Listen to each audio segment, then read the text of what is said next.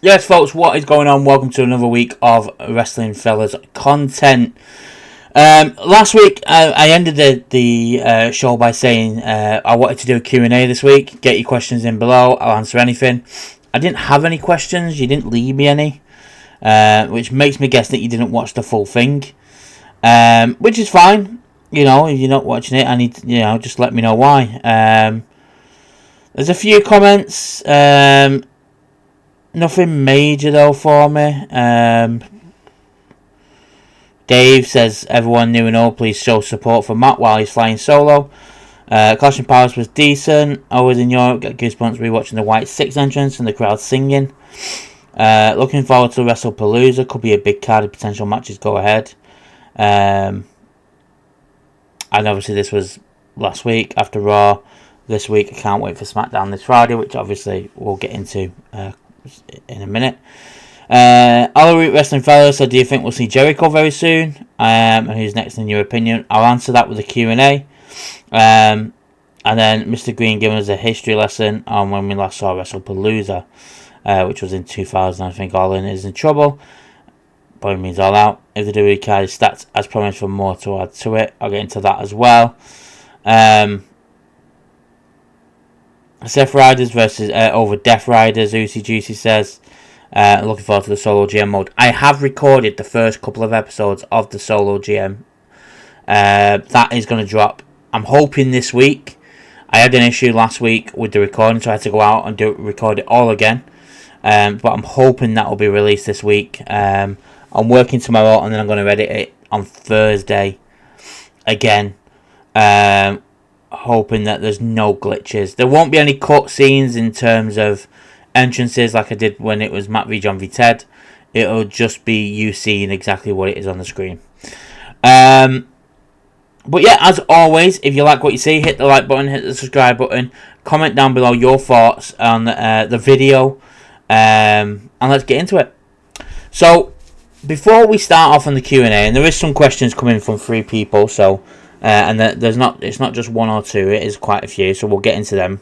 I wanted to go through some things. Obviously, it's a big week for WWE, just gone down. We saw 2 return to TV, 2 returns to TV, one that's been 10 years in the making, and then we had Raw last night. So we'll touch on the first return during the Sami Zayn and John Cena match on SmackDown. As it was, the match was awesome. Like, it seriously was so good. We got a Brock Lesnar return towards the end. Not shocked when it happened. I did our first reaction watch along on TikTok for quite some time. I think the last one was just after WrestleMania, to be fair. And I wasn't shocked. I was like, at every point when it went quiet, I was like, is Brock? So I was expecting Brock. And then after the match, it cuts as he was walking through Gorilla, and he said, John Cena, see you at WrestlePalooza, bitch. And then that was it. So obviously set up John Cena versus Brock Lesnar at WrestlePalooza, probably the main event. Which is all cool. I'm quite looking forward to it, to see what ring form Lesnar's in. And to see if they're going to give Cena the win. So I'm very interested to see what happens with Brock and Cena. We obviously had the big return of my favourite women's wrestler and the person I'm in love with the most, more than Liv Morgan, AJ Lee. She got a massive ovation from Chicago, which she was always going to do. She's not a Chicago girl, she's a New Jersey girl. Obviously being married to CM Punk, that's why the Chicago crowd loved her. That's why they did it there. It made sense. She got a massive ovation. She came out. She did a little looking crazy thing, and then beat up Becky. And after the show, the cameras were still rolling. She stole Becky's Intercontinental Women's Championship. I'm so glad to see AJ Lee back. I know people go, "Oh, she's overrated. She's not even that good." If you actually watch her old matches, she's very good in the ring.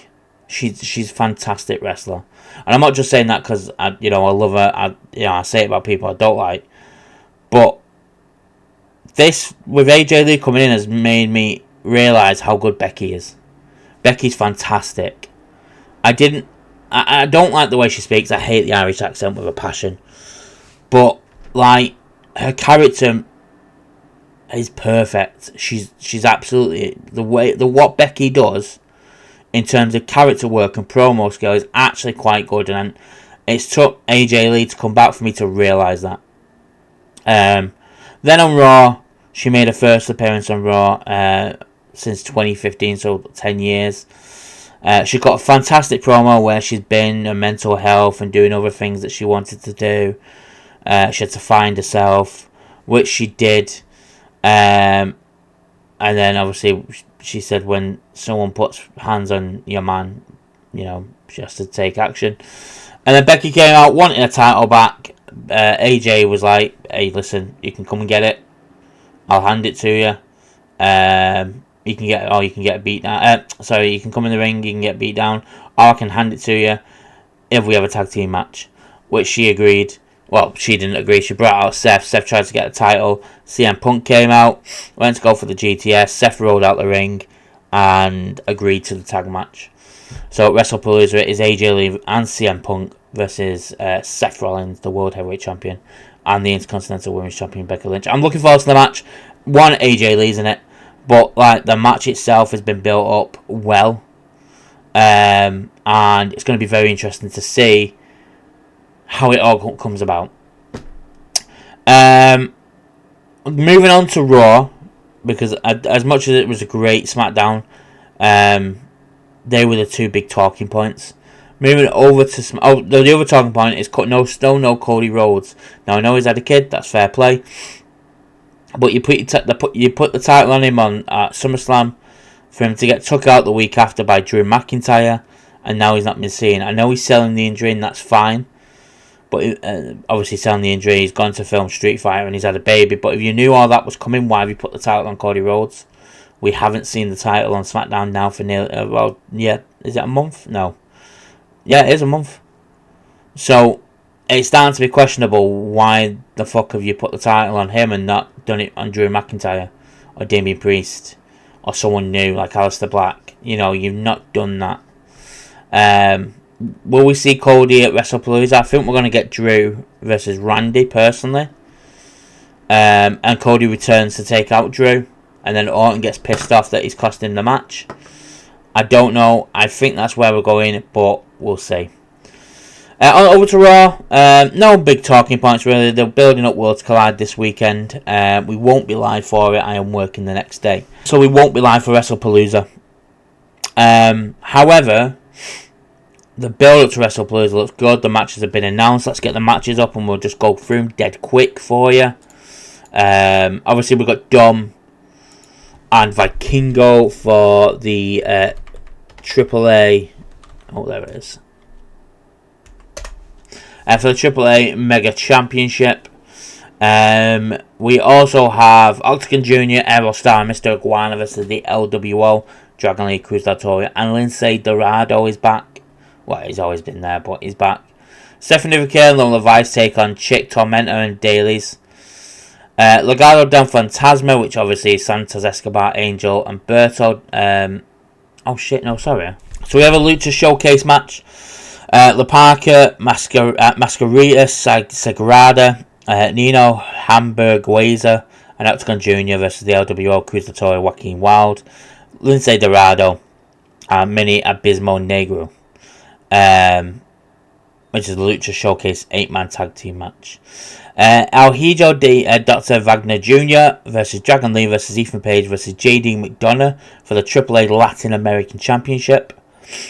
Judgment Day, which is Finn Balor and Roxanne Perez with Raquel Rodriguez versus Lola Vice and Mr. Iguana in a mixed tag match. Fabi Apache versus Natalia for the AAA Reina de Reinas Championship. I think I said that right, I'm sorry if I butchered it.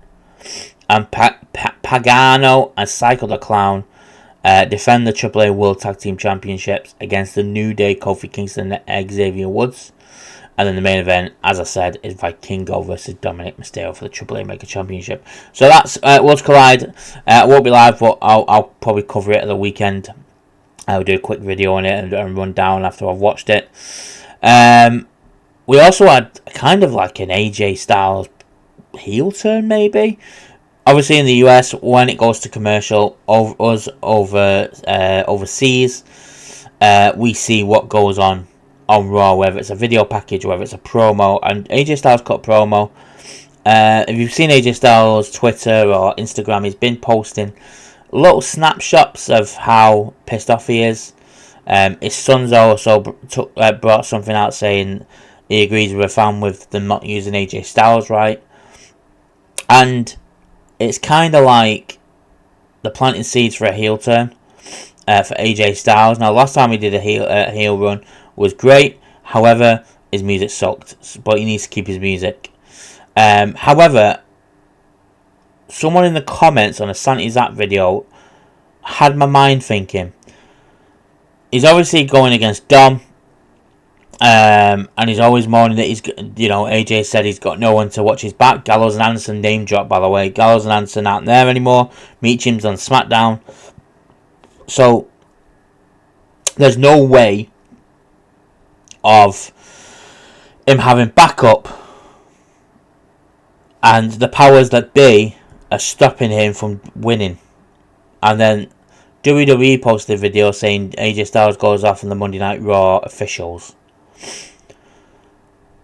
However, one of the comments said, could it be joining forces with Finn, knowing that Finn is trying to sabotage everything Dom does, and it makes sense. And it got me thinking, we've not seen that yet in WWE. We've always skipped past it, or they've collided, and when they've spoke about it, they've gone around it a different way. We've never had a Finn Balor AJ Styles reunion in terms of the Bullet Club. Now, I don't know big about the Bullet Club. If you want to know info, you're going to have to message on the Discord to Ted, or John, who know everything about it more than I do. But I'm pretty sure in WWE, we've not seen them team. We've seen them against each other, but we've never seen them team. So, I wonder whether that's the way they're going for, and AJ's last run under WWE contract is as a heel. Should be very interesting. We also got the split personality thing again from Bayley. Really looking forward to how this plays out. It's been building up for weeks. Hopefully they don't overdo it and we actually see it soon. I was expecting to see it against Lyra Valkyria, but obviously not. And then two issues with the main event. One, we obviously got, as I said, AJ. Then we went to the main event, which was, I think we got then to the main event, which was LA Knight vs Bronson Reed. My issue with Raw at the moment is the main events are all the fucking same.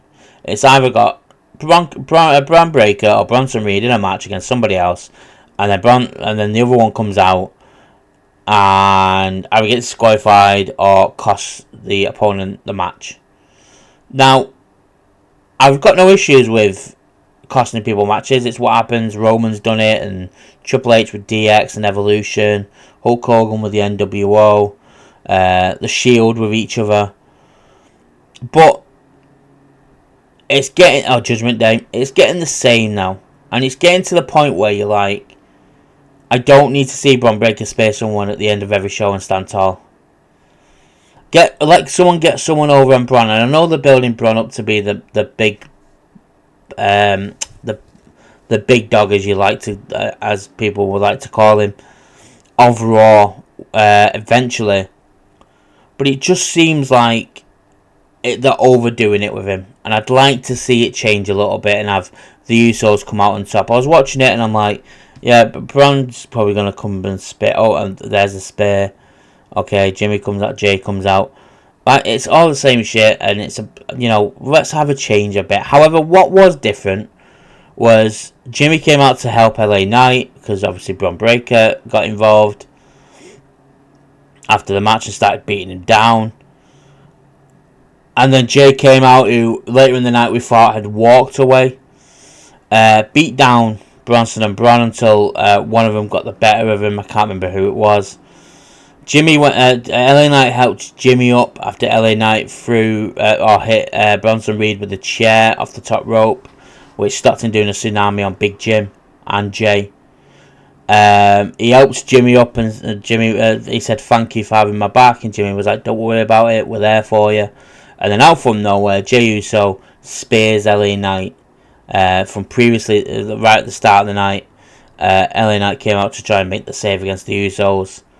As he was running at Bronson Reed moved out the way. They came to face, and LA Knight was like, sorry. And then as Bronson Reed ran back towards the corner, LA Knight moved and he hit Jey. So Jey think LA Knight did that on purpose. The typical shit that happens with that.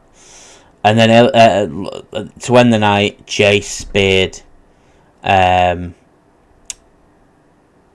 Knight to end the show. Earlier in the night in a promo when Jimmy was looking for Jey was walking out. And Jimmy's like, where you going? Jay's like, LA Knight, Bronson Reed's not our battle. And Jimmy's like, well, yeah, it is, because it's the Vision, we're involved in that. And Jay's like, I don't care about that, I'm walking off. And Jimmy's like, you sound like the tribal chief, you sound like Roman. And Jey goes, well, maybe I need to be, and walks off. So that's why we thought Jey had gone. But is that a heel turn from Jey? I hope we're not getting Jimmy and Jey again, please, God no. But is that a heel turn from Jey? Are we getting the Usos heel again? I don't think it makes sense to do that. I think they're adding a bit of spice to it, because now they're like, what do we do with LA Knight? But it's very interesting to see what happens. Raw was okay. I didn't think it was outstanding, but I didn't think it was amazing. Dynamite. I'm going to Google Dynamite, because again, I've not watched it. As you all know, I'm not a big AEW guy. So I'm going to just look to see what happened. What I am going to do is on our socials, this is where we can use Instagram more and Facebook. I'm going to do match rankings for the week. I'm going to do it on a Sunday and post it, and then it'll have the rankings of a top 10 of wrestlers and women wrestlers, and who is the best of the week. And each week, whoever does well goes on top, and stuff like that. And I put in performance, match or championship win, or all these things will go into it. And obviously it's a debate for you guys, because you can come at me and go, well, why did you put MJF top when he did nothing this week? Well, I can go, well, that promo he cut was built up well, ready for All Out, and then got involved in the main, something like that. We had Gabe Kidd that sent a message, and Darby Allin responded. We had Mercedes Moné defeated Alex Windsor for the TBS title. Ricochet had a promo apparently. Matt Briscoe defeated Lance Archer. Timeless Tony Storm cut a promo. Chris Statlander and Harley Cameron got interrupted. World Tag Team titles, Bro Dido defeated Claudio and Wheeler Yuta. Unified Champion Rainmaker Okada has words for Takeshita. The Hurt Syndicate accepted Ricochet's challenge. FTR brawl with Cope and Cage. And then they make a challenge for Collision. And then Kyle Fletcher, Jeff Alexander, and the Young Bucks defeated the AEW World Champion Hangman Adam Page, Kenny Omega, and Jet Speed. Apparently it was a good show, I've been told by one of my friends at work. I don't watch enough of AEW. I wish I did. I wish I could go in and watch it, but I just haven't. There's nothing that pulls me to it at the moment. I've been going back and watching old AEW with Chris Jericho as the champion and stuff, and I really like it. And I'm like, this is what AEW was. It was different to WWE. Now it feels like they're trying to be WWE, but wrestling, and it's just not working for me. But yeah, that was AEW Dynamite. So there's no other really bits and bobs. AJ Lee has signed a contract with WWE, as we know. She's been on TV. However, it's a full-time contract. My girl is back, and she is full-time. Thank the heavens. Her and CM Punk are full-time. Again, I'm not a massive CM Punk fan. Never have been, never will be. Well, no, that's wrong. I was, but I never will. I never will be again since he returned. But whoever teams with AJ Lee, I'm rooting for you. Britt Baker was on, did a kind of a Q&A with DDP or a pod or something, and he was asked, where have you been? She was like, I'm ready. I'm just waiting for the call. And DDP called out Tony Khan, was like, well, where the fuck are you at? Why are you not, call her? Wardlow's injured again, as usual, after just 2 weeks of being back. I think that's it. Obviously, Booker's been on his podcast, has called out Ronda for disrespectful comments against Alexa Bliss, which is right. If you're not aware, Ronda came out and said she got put against Alexa because she was the top merch seller, and she doesn't understand why. She obviously doesn't understand the wrestling business then.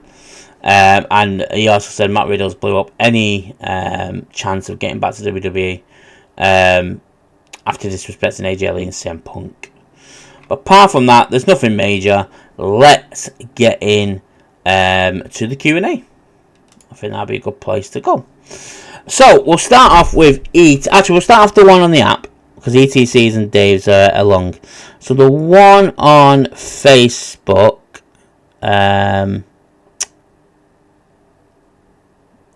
Heel Jack's put a question. Who would you book for both premium live events for both brands? I'm guessing that's All Out and WrestlePalooza. WrestlePalooza, we've already got the Usos versus the Bronze, Punk and AJ Lee versus Becky and Seth. We're probably going to get Randy and Drew. And I'm missing a match. Io Sky potentially going against Stephanie Vaquer for the Women's World Title. I think we're going to get something to do with Nikki Bella, Rhea Ripley, Asuka, and Kairi. I would love to say we're going to get something with the United States title. Whether we will is a different story. Or the women's title. I know Tiff is facing Jade Cargill on SmackDown for the title.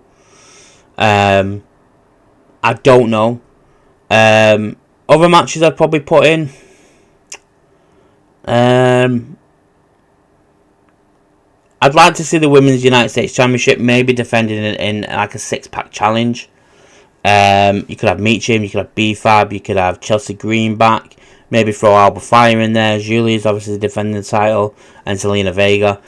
Try and push that title because it's been dead in the water since Chelsea Green lost it. You could have Dom as obviously wrestling on Triple Mania on Worlds Collide against Vikingo, so you could potentially set up a match there, Vikingo and Dom for the Intercontinental title.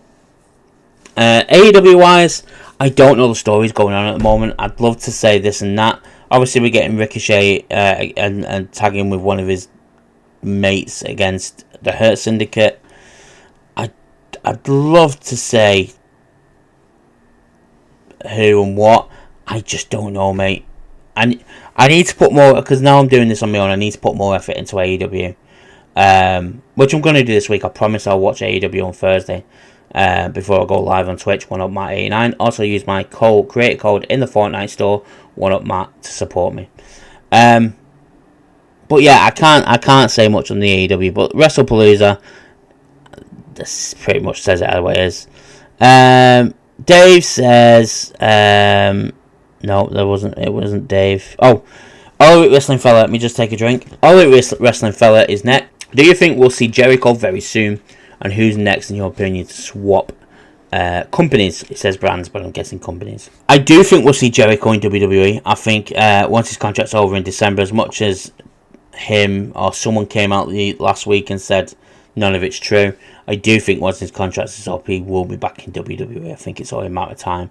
He's always said he'd never go into a Hall of Fame, but I think that's what he'll look for once he comes back to WWE. He does like a year and then retire. It's a shame he's not going to come back in time to wrestle John Cena, because that'd be a cool throwback. Same with Cope, Edge. The next person to swap bar Jericho, I reckon Britt Baker. I think Britt Baker from AEW to WWE. I can't see any men leaving at the moment. I'd love to say someone like, I don't know, fucking my hair's doing me head and I need a fucking haircut. I'd love to say like Kenny or Swerve or MJF or Hangman. None of them are leaving at the moment. They're all happy. Just to be fair, I'd love to say Brody King. Yeah, I'd probably go Britt Baker. I think out of them all, or Athena, because their contract's coming to an end apparently. Taking Cope and Jericho out of it because Cope's contract's coming up soon. I'd probably say Britt Baker's probably next. From WWE onwards, it could be fucking anyone that's not being used. Will they make an impact though is a question. I would have thought Shayna would have signed for them by now, with Marina Shafir being there and Ronda Rousey being on good terms with AEW. I also would have thought Dakota Kai would have got a job and Cora Jade by now. Cora looks like she's taking time out of wrestling. Dakota, I'm not sure what's going on with her. Tegan Knox is obviously back in the UK and trying to get bookings. So don't know with WWE. If you had to put me on the spot and say who, let's go with who's not being Shinsuke Nakamura. I think Shinsuke could do with leaving WWE and going over to AEW or New Japan. The issue I've got there is, and it's same with AJ. If AJ jumps, I don't think he will. AJ said he's retiring once he's done with WWE, but I don't think they'll go and make an impact. I think Shinsuke could make some kind of impact. His matches with Takeshita and Okada and Omega and Ospreay and Swerve would be amazing. But in the long run, I don't think it helps him out. I think he's close. I think he could be 40 or close to 40. I don't think he helps him out long run. If you're gonna try and take someone, you do what like WWE have done, and you take someone like Ricky Saints. Jade Cargill was young. Mariah May's young. You take someone that's young, because then you build them up, you know. So, ETC, as someone from the UK, what was the first wrestling match or moment that truly made you a fan? And do you think fans today have a moment like that to hook them in? I can't remember the match. I can actually. I started watching in '95. I saw it on TV, and I sat down and watched it. I remember. The only thing I can remember from it was Owen Hart was on my TV. That's the only thing I remember. I don't know what match it was. I don't know who it was against, but the first person I ever saw in wrestling was Bret Hart on TV. My dad's friends, we called them cousins back in the day. But he had a Hulk Hogan figure and an Ultimate Warrior, and I didn't have a clue they were. But I remember the first person I ever saw on TV wrestling wise was Owen Hart. Moment that made me a fan. God. I didn't really watch it fully until 1999. And I had a friend, she lived in the corner over there. She had done that, she moved back to Thailand. She was like one of the lads. And it was me, Chris, Matt, and Tina. And later Charlie and Jamie got involved. And Johnny. But we were inseparable and we all watched wrestling. Matt was more of a bigger football fan than wrestling. Me, Chris and Tina loved wrestling more than anything. And I remember going round and Sunday Night Heat was on the TV, and I remember the match. It was X-Pac, I think, went against Val Venus or Kane. I could have been a highlight from X-Pac versus Kane. Oh no, it wasn't. It was not Sunday Night Heat. It was Armageddon '99. I remember because we were they were rewatching it, and I got invited in first week or so of meeting them. They were watching it, and I just remember seeing X-Pac v Kane. I'm sure X-Pac v Kane was on that show in a steel cage. And I fell in love with X-Pac. I loved him. I don't know why. I think because it was with Tori. Tori was with Kane. He was trying to get Tori. But that's the moment that hooked me in. I thought, what the fuck is this? A big cage around two guys. One of them's a monster, and one of them's just like us, a skinny guy trying to wrestle kind of thing. I thought it was really interesting. Do they have a moment to hook them in? Now, I think the thing to hook you in would be the Shield breaking up. I think if you look in the last 10 years, or 11 years. I'd probably say the Shield breaking up would be the thing to hook them in, or Daniel Bryan winning the title. You could have even Kofi winning the WWE title at WrestleMania 29, no, 35. And if you mean recent, anything to do with the Bloodline, I think the Bloodline just makes it. As much as people want to deny it, the Bloodline was the best thing in WWE for 3-4 years. And that is down to the Usos, to Roman, to Sami, and later on Solo. So I think the Bloodline probably is hook them in. Probably if it's the UK, then Clash at the Castle. If you could rewrite the trajectory of one British wrestler's career, like Wade Barrett, Nigel McGuinness, or Zack Sabre Jr., who would it be and what would you change? I would change. It's hard. I'd go for two. If I could choose two, it'd be Wade Barrett and William Regal. I'm gonna go William Regal. I think William Regal, as much as he's very what's the word? Oh, I can't think of the word. Very he doesn't hype himself up. He thinks he was there because he was at the right place in the right time. Let me tell you something now. William Regal is one of the best technical wrestlers I've ever seen. And I've seen a lot. I truly believe that he was a great character, a great wrestler. His facial expressions,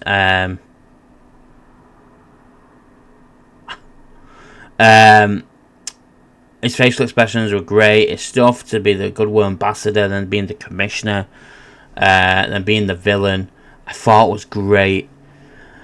I would change it so he becomes the WWE Champion. So I would have had, obviously, Randy Orton won the world title in 2004 after facing Chris Benoit at SummerSlam 2004.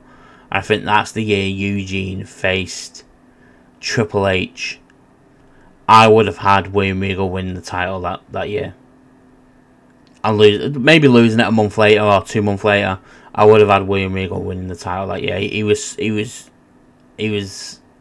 not exactly forefront of everyone's minds, but that promo he did against Triple H in 2004, when Triple H was the guy in along with the Undertaker and Kurt Angle, he was the guy, and he went toe to toe with promo with him and in the ring. The match was fantastic.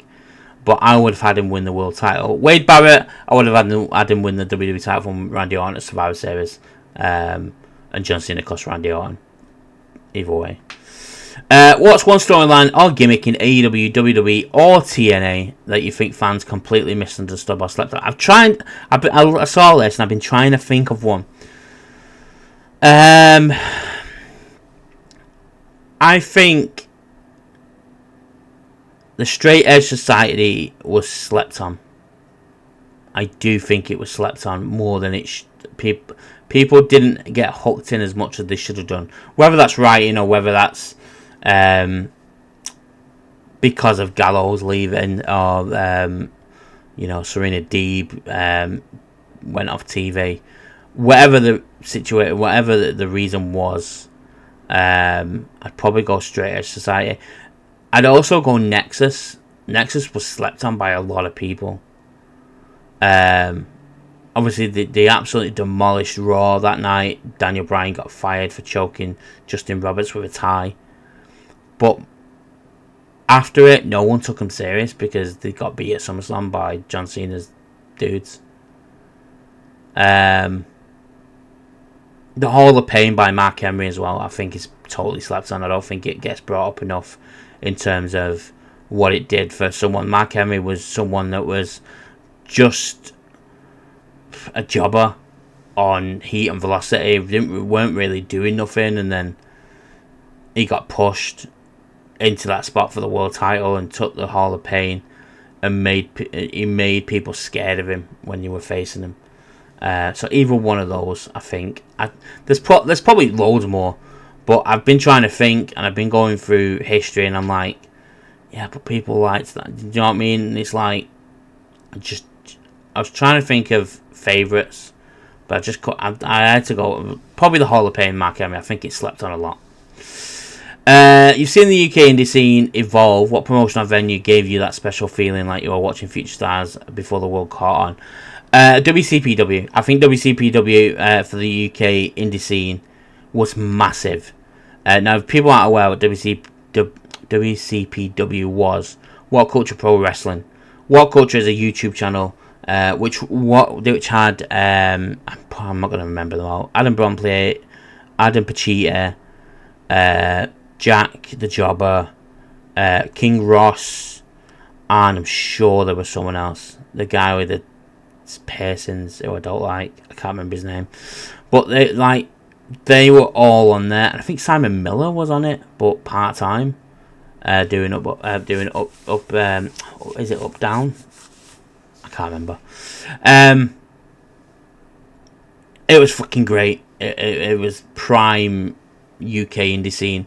And then they started doing their own wrestling promotion. They brought the likes of Adam Cole. You've heard us talk about it before. Adam Cole, Drew McIntyre, Kyle O'Reilly, Christopher Daniels, Frankie Kazarian, Zack Sabre Jr.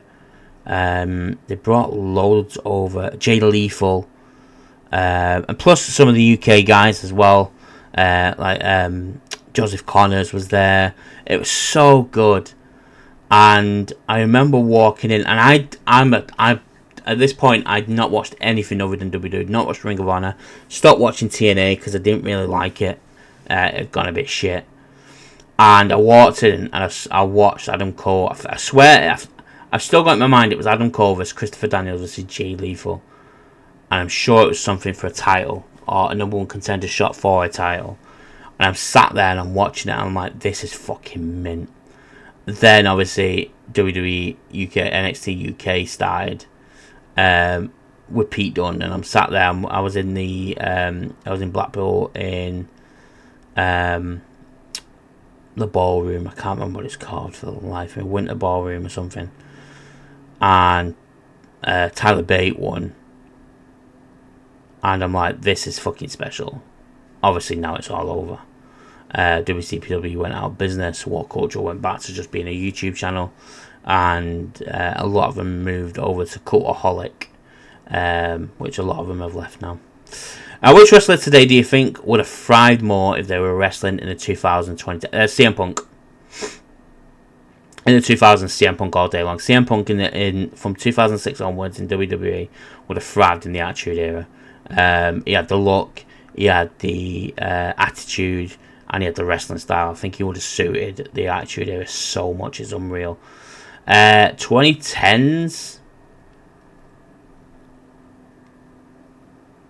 I'm gonna say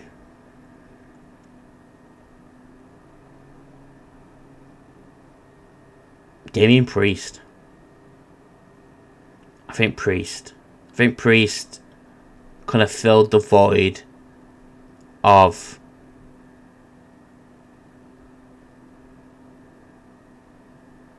because Cody Rhodes left in 2015.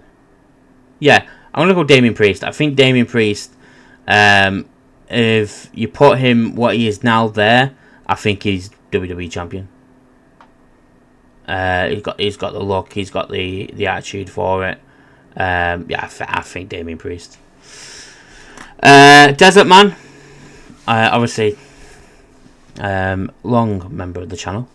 Out of all the main roster theme song, which is your favourite? SmackDown and Raw. SmackDown, I will go with currently.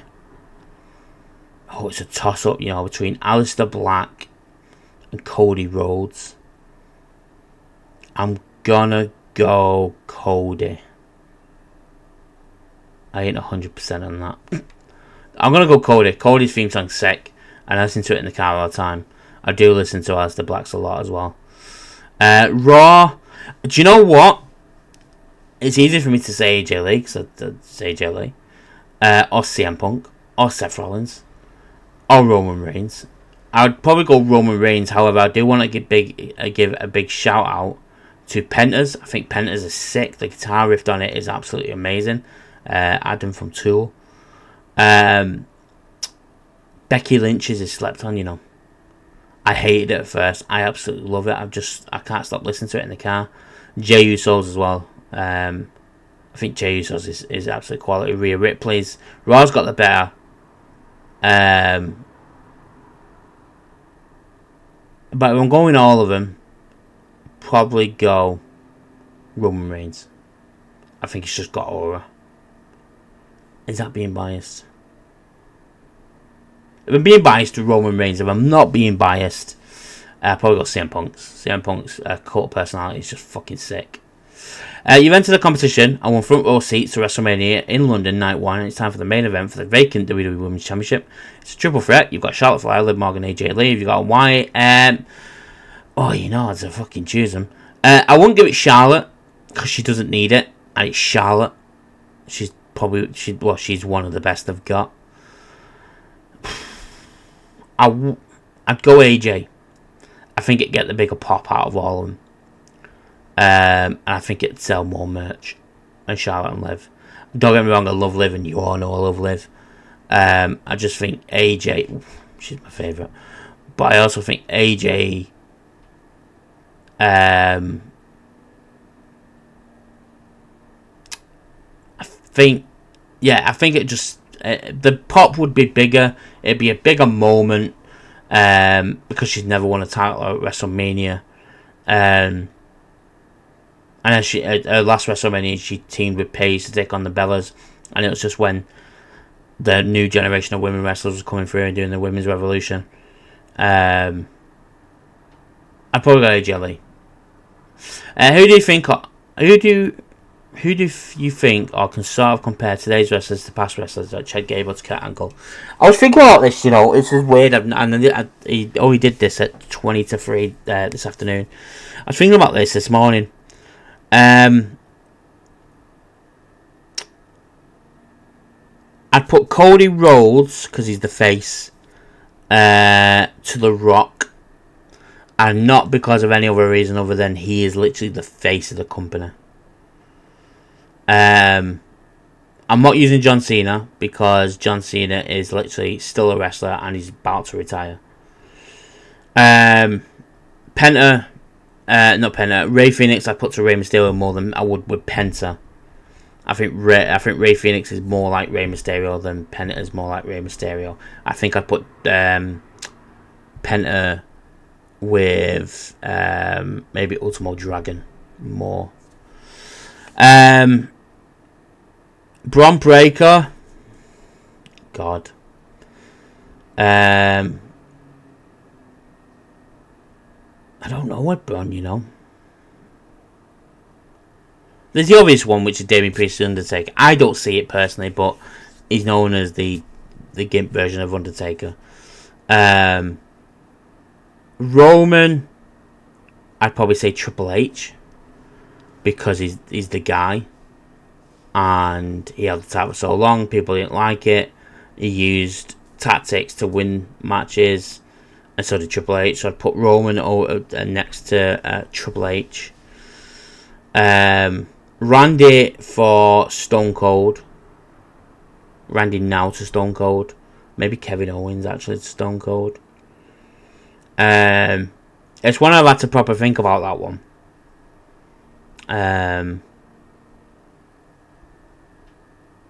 I'd probably put Tiff.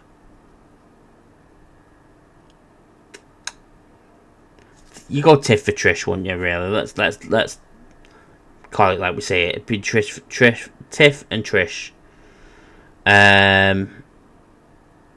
EO I'll probably put next to Lita because of her high risk ability and her in ring work. Obviously Rhea, Chyna. There's quite a few. You could go on forever. You got the War Raiders, APA. To me, it's a good question. That I like that. Would you be happy with WWE bringing back either the hardcore, the I so want the cruiserweight. I'm not too asked about the hardcore title, to be quite honest with you. I was. That ship's long gone, and I don't really care to see it. The cruiserweight title, I think the company needs it more than anything, and I think it needs it on both shows. But you have the one title, so he defends it on both shows. all 3 shows, including NXT. But I think the Cruiserweight title I'd love to see back. There's so many wrestlers there that could do with it. And create the perfect wrestler, male or female, using attire, music, mic skills, and finisher. Attire. Fucking hell. We're going to today's wrestlers. What finisher do I like the most?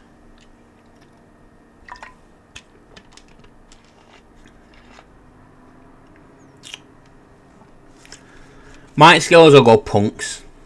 I think Punk's one of the best talkers of the mic. Music. Whoa. Whose music do we go for?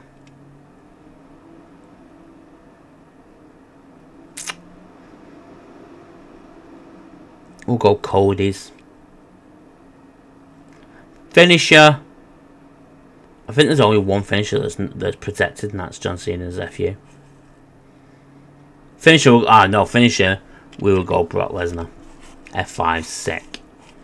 Attire. Fucking hell, everyone has different attires at different times I like them.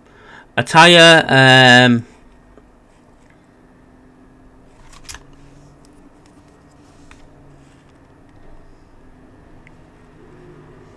Attire.